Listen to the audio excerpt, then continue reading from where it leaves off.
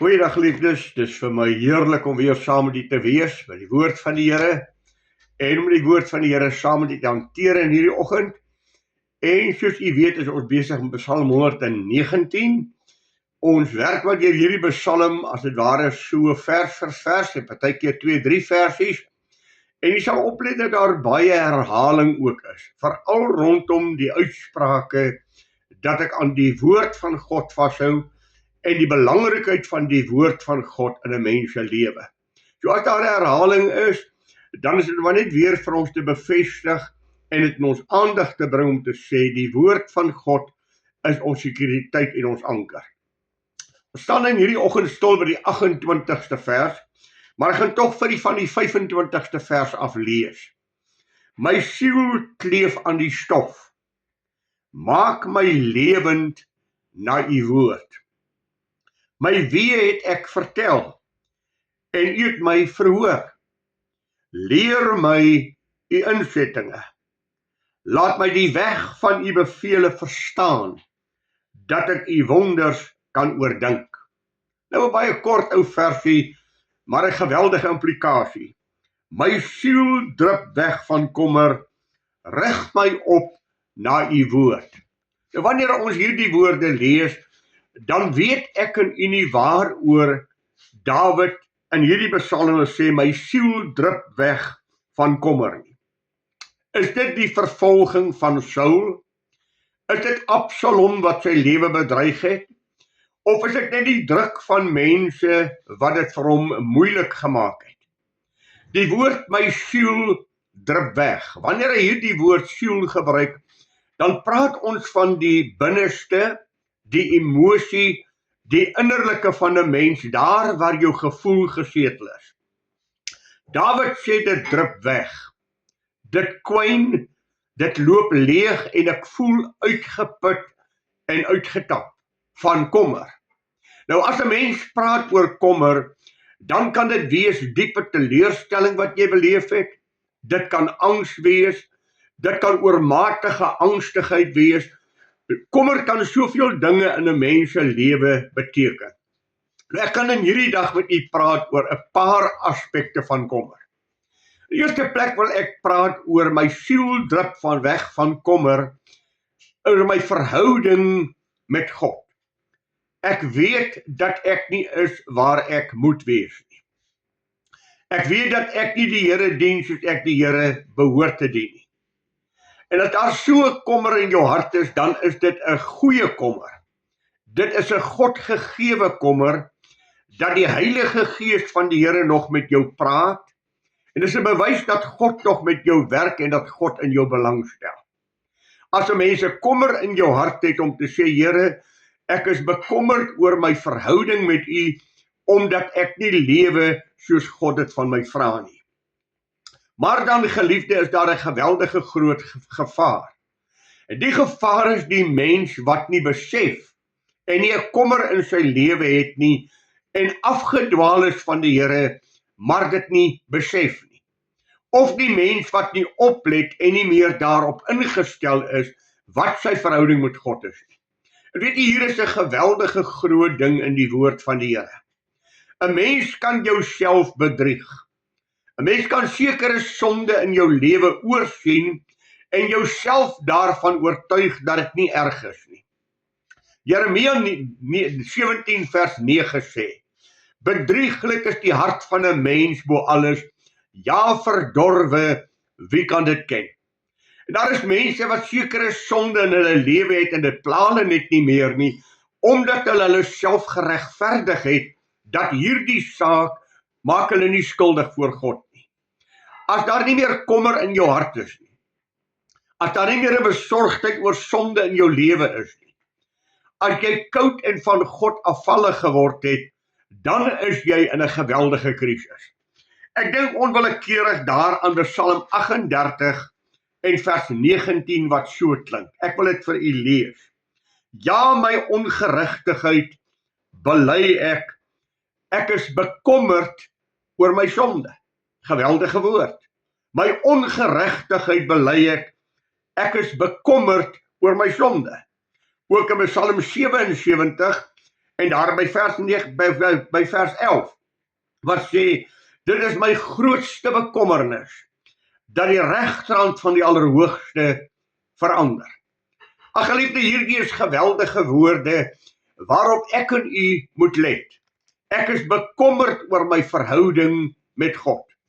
Mag dit so in kinders van God se lewens wees, mag dit so in kinders van God se lewens teenwoordig wees, dat ons bekommerd is oor ons verhouding met die Here. En as ek nie meer bekommerd is oor my verhouding met die Here nie, dan is ek in 'n gevaarlike situasie.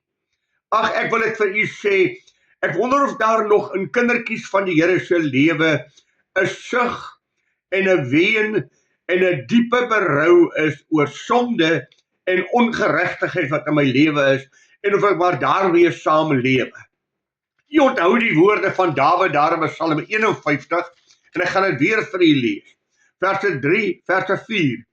Wees my genadig, o God, na u goedertierenheid. Delg my oortredinge uit na die grootheid van u barmhartigheid.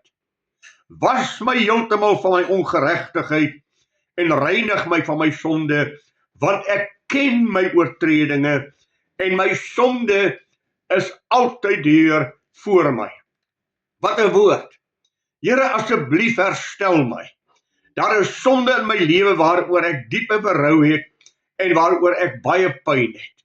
Wanneer laas het u 'n kind van die Here gesien wat nog voor God huil en voor God ween oor die sonde in hulle lewe? Nee, ek lewe maar daarmee saam. Mag die Here weer vir ons in ons lewens 'n gebrokenheid in ons harte gee. Mag die Here weer vir ons stikkend in ons harte bring, dat ons sonde voor God sal bely, en dat my sonde aan my sal vreet, en aan my sal knaag, en dat ek rus sal hê voordat ek dit nie met God reggemaak het nie. Dawid sê, my siel is druk weg van kommer. My siel is besig om te kwyn van kommer, omdat ek miskien nie 'n regte verhouding met God het nie, en daar sonde in my lewe is. Weet jy wat is die verdere gevaar, geliefdes? Dat mense voorgee dat hulle reg is. Maar ek en God weet, dit is nie so nie. Onthou jy vir Saul? Saul wat self terwyl hy vir Dawid vervolg en teen die wil van God ingaan, as hy hoor waar Dawid is, dan spreek hy sy mense toe en sê, mag die Here jou seën, my broer, dankie, die Here seën jou vir dit wat jy vir my kom sê het. Terwyl hy teen God afvallig lewe, terwyl hy sonde in sy lewe het, het hy homself geregverdig dat hy reg is, en dat hy Dawid kan probeer om die lewe bring. Daar is ook 'n gevaar in Openbaringe 3 vers 1 en 17. Want die Here sê, ek ken jou, dat jy die naam het, dat jy lewe. Jy sê, ek is ryk en het verryk geword, en het aan niks gebrek nie. Maar dan praat God, maar jy weet nie dat jy arm en naak en betlanswaardig voor God is nie. Mense besef nie meer hulle sonde nie. Hulle dryf weg van die Here, maar daar's geen geluk en werklike harmonie in hulle harte nie. Hulle is leeg. In plaas daarvan om na God terug te keer en jou lewe met God reg te maak, dat jy die seën van die Here kan beerwe. So dis die eerste kommer. As daardie kommer in jou lewe is, dat die Heilige Gees jou oortuig van sonde in jou lewe, van ongeregtigheid, dan moet jy diep dankbaar wees om te sê, Here, dankie dat u nog met my praat. En mag God nooit ophou om met ons te praat nie. Onthou jy die einde van Saul se lewe? Nadat hy hierdie lewe van afvalligheid gelewe het, sê hy vir Samuel, ek roep die Here aan, en hy antwoord my nie meer nie. Ek soek God, en ek kan hom nie meer vind nie. En om dan die woord te hoor, Saul, God het jou verlaat. Mag dit nooit in jou en my lewe wees, dat ons goedkoop omgaan met sonde, ongeregtigheid in ons lewe toelaat, en so die guns en die genade van God in ons lewe uittap. Geliefde, die Here kan nie sonde verdra nie. Hy is rein van oë om sonde te aanskou. Daarom sê Johannes, God is lig en daar is geen duisternis in hom nie. As ons sê dat ons met God gemeenskap het, maar ons wandel in die duisternis, ons doen die duistere dade, dan lieg ons en doen nie die waarheid nie. Maar as ons in die lig wandel, soos hy in die lig is, dan het ons gemeenskap met mekaar, en die bloed van Jesus Christus, sy seun, reinig ons van alle sonde. Mag die Here vir ons 'n teer hart, 'n sensitiewe gewete gee, oor enige onreg wat in ons lewe mag bestaan. Mag ons die woorde van die psalmis in eerlikheid sê. Laat die woorde van my mond, dit wat ek met my mond sê, die woorde wat oor my lippe gaan, en ook die oordenking van my hart, dit wat in my gedagtes omgaan, mag dit u welbehaaglik wees, o God. En as dit die kommer is dat jy sê, Here, dit is in my lewe nie waar nie, vlug na God toe, maak jou verhouding met hom reg, want dan is dit 'n gesonde kommer. Die volgende kommer wat ek met u wil deel, is 'n besorgdheid oor die werk van die Here, oor verlore siele. En dis ook 'n goeie bekommernis. As God op jou hart lê, die verlore wêreld, en God jou wys, hoe lyk mense wat sonder Jesus is, en daar 'n bekommernis in jou hart is oor mense wat verlore gaan. Die Here Jesus Christus self het op 'n stadium gesê, die ywer vir u werk, die ywer vir u huis, o God, verteer my. Hy sien die verlore gaandes, hy sien hulle stroom na ewigheid, dis soos oeslande wat oorryp is, en daar is geen mens om hulle in te samel nie, en dan bid hy in sy erns, vra die Vader, dat hy arbeiders in die oes sal uitstuur, om die verlorenes te gaan haal. Wanneer daar die kommer in jou hart is dit ook 'n God gegewe kommer, dat jy intree vir verlore siele. Ek dink aan die geskiedenis aan 'n man, John Knox, wat na die sonde van Skotland gekyk het, en hierdie woorde aan God gebid het. Give me Scotland, or I die. En sy medewerkers sê, hierdie las vir Skotland, het John Knox so aan die hart gegryp, dat hy letterlik liggaamlik daaronder begin ly het. Hy was uitgeput, hy was bekommerd oor die sonde van Skotland, en God het uit sy genade ook daarin gehelp. Ek wil vir u sê, vir u lees, wat sê Paulus, daar in Romeine die 9de hoofstuk. Hoor wat sê in die 9de hoofstuk, en daar by die 1ste vers. Hy sê, ek spreek die waarheid in Christus, ek lieg nie, my gewete getuig saam met my. Hoor, dat het vir my 'n groot droefheid en onophoudelike smart vir my hart, in my hart is, wat ek sou self kon wens om ter wille van my broers, my stamgenote, dat die vrees 'n vervloeking te wees, weg van Christus af. In die 10de hoofstuk, daar by die 1ste vers sê, broeders, die verlange van my hart, en die gebed tot God vir Israel doen, is tot hulle redding. Paulus is aangegryp deur die verlossing, deur die sonde van sy volk, en dat hulle die Here nie ken nie, en hy sê, dis vir my 'n onophoudelike smart in my hart, dat my mense God nie ken nie. Daarom, geliefde, dat ek en u ook die Here sal vra, gee vir ons 'n hart om te bid vir verlore gaande mense. En geliefdes, mense in die kerk, mense wat in die kerk gekatechiseer het, wat opgeneem het, wat gedoop is, al hierdie rites van die kerk deurgegaan het, maar geen verhouding met God het nie. En wat hulle saligheid steun op een of ander rite wat hulle deurgegaan het. Reken omdat hulle gedoop is hulle kinders van God. Dit kan nie, geliefde. Die Here Jesus Christus is die enigste verlosser en geen rite nie. Hierdie rite is 'n rooms-katholieke beginsel. As iemand gedoop is, dan is die hemel vir hom geopen. Dit is nie 'n evangeliese waarheid wat ek vir u verkondig nie. Die evangeliese waarheid sê Jesus, ek is die weg en die waarheid en die lewe. Niemand sal na die Vader toe gaan behalwe deur my nie. Paulus sê, Petrus sê daar in Handelinge 4 vers 12 ook, daar is geen ander naam in die hemel gegee waardeur 'n mens gered kan word as deur die naam van Jesus Christus nie. 1 Johannes die 5de hoofstuk sê, God het ons die ewige lewe gegee en die lewe is in sy seun. Hy wat die seun het die lewe. En dan is daar 'n tweede klas. Hulle wat die seun nie het nie die lewe nie.